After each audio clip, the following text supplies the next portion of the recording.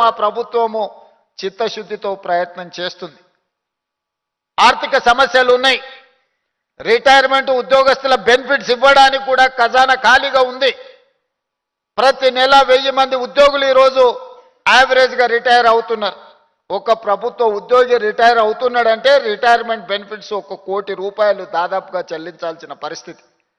ఒక నెలలో 1000 మంది రిటైర్ అవుతే నెలకు 1000 కోట్లు రిటైర్డ్ ఉద్యోగస్తులకు రిటైర్మెంట్ బెనిఫిట్స్ ఇవ్వాల్సిన ఆర్థిక భారము ఉన్నా ఏదో ఒక రకంగా సమన్వయం చేసుకొని ఈ ప్రభుత్వాన్ని ముందుకు నడిపిస్తున్నాం.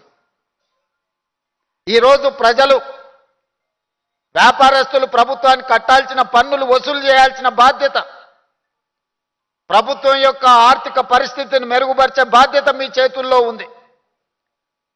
మీరు పన్నులు సక్రమంగా వసూలు చేసి అక్రమార్కుల పట్ల కఠినంగా వ్యవహరించి ఖజానాను నింపితే అది తిరిగి పేదల సంక్షేమానికే ఖర్చు పెట్టే ఈ ప్రభుత్వం ఈరోజు అధికారంలో ఉంది.